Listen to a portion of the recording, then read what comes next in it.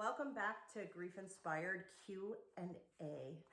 Now today I have something very special to share with you, and I want this to be more of a conversation because I'm a little scared to do this video. There's part of me that I want to help, and I know that there are limits to what I know. There are limits to my knowledge, my education, my experience, but I'm very much committed to all of you. And suicide is such a topic that, one, is not talked about enough, and two, is so challenging for the people who are left behind by suicide that I have very little experience with suicide, although I've helped. I'd like to think that I've helped several people through it. But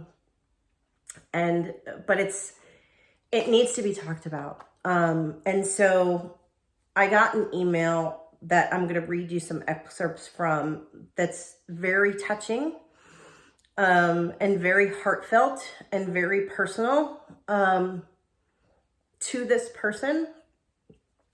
But he told me I could share, because I asked him, this is so important. You are not the only person who feels this way when it comes to suicide. And this is a man who lost his wife to suicide. And so I'm going to read it and we're going to see where this goes. You know who you are, and I am very committed to making sure that you are okay, yourself, that you find a way to get through this. And before I do this, I want to thank you in advance. You know who you are, for sharing this with me.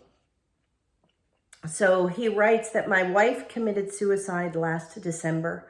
She was struggling with anxiety and depression, for which she had been on medication for most of her life. We were together for 6 years. We had 2 kids together and 2 stepkids. I have an anger problem. I have a short fuse, and I didn't know it until we started having kids. I love my kids. I love my wife.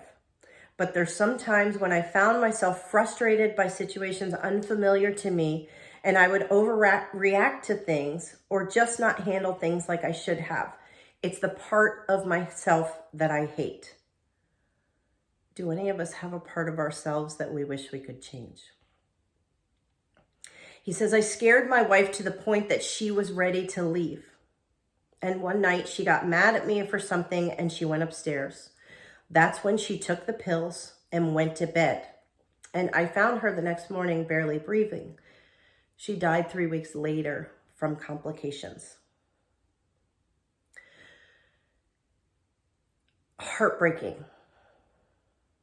But this is not new. And I think that's the point. So here's the thing that I find so incredibly inspiring. He says, I decided that after she passed that I would try to honor her by doing some temple work in the church, for her and for my kids. I don't drink anymore. I'm trying to work on my flaws in myself and move forward with a belief that she is waiting for me. But I can't shake this awful feeling of guilt and shame. Anyone else can relate to guilt and shame after loss? Guilt and shame of how I scared her and pushed her away. And his question to me was, what do I do? How do I shake this awful feeling? Wow. This is a loaded question. So I want you all to take a minute. I'm sure there are elements of this that you can relate to. There is so much guilt and shame.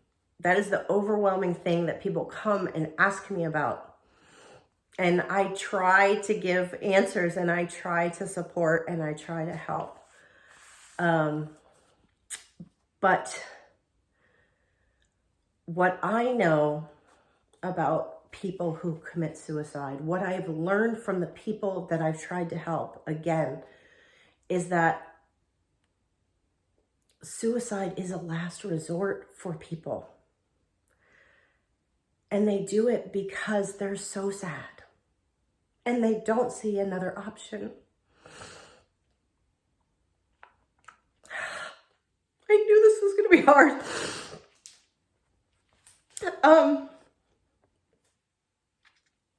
It's when they don't have hope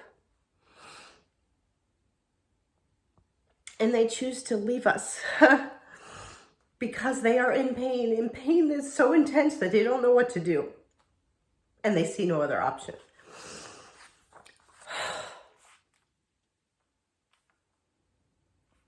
And this person told me also that he was very close to doing it himself, which is also something that people who love people who commit suicide also think about. And it's often, we think about suicide when we lose people we love. I know I did. And it's okay. But what I love about this email communication is that even though the loss was recent, his wife committed suicide, it wasn't a long time ago. He knows he needs to be available for his kids, which is a good thing. And he knows that he wants to be better. And that is such a blessing. None of us are perfect. None of us have all the answers. All of us have some level of guilt and shame around what may have happened, what we did leading up to the loss, what we didn't do leading up to the loss. This is part of the experience. And again, you are not the only one who feels this way, who feels the pain of loss, who feels guilty, who's angry, who wishes they had done things differently, who stays up at night wondering, if I had just been a different way, if I had said something differently, would they still be here? Could I have stopped or prevented the suicide? Why didn't I do something?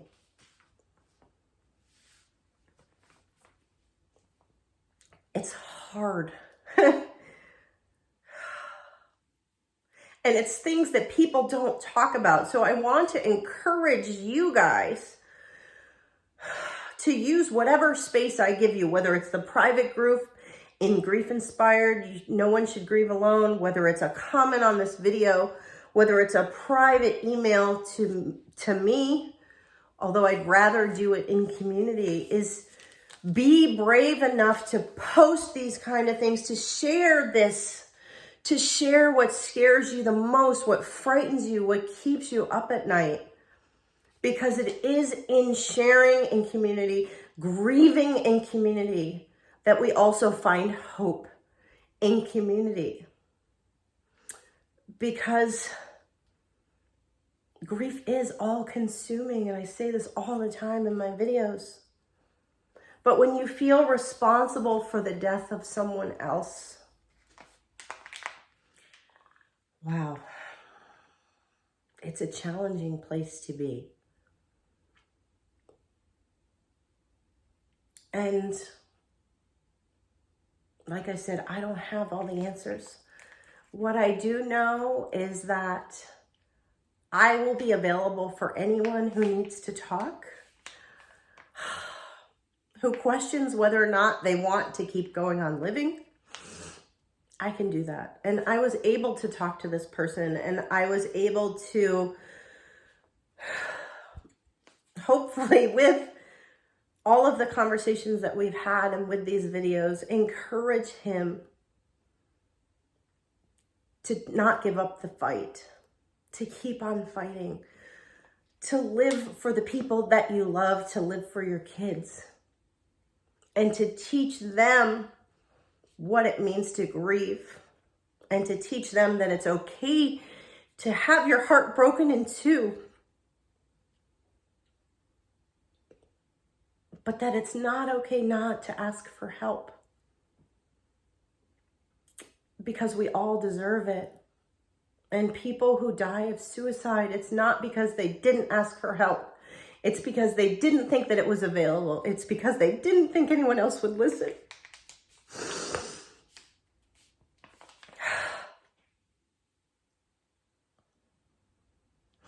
I don't have all the answers.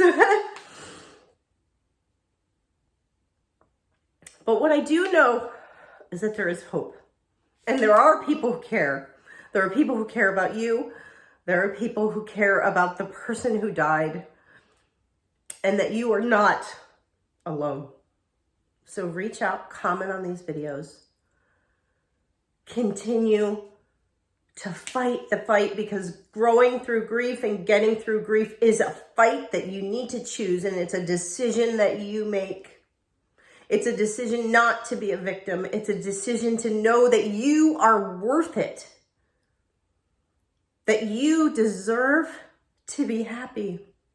And for some of us, like me, part of the grief journey is learning that you are worth it.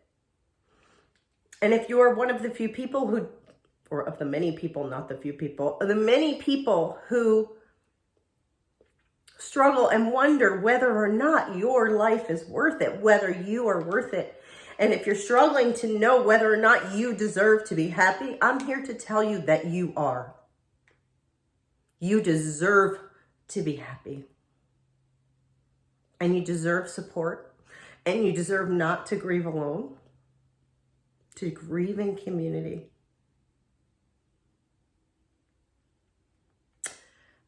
And that's why I do these videos.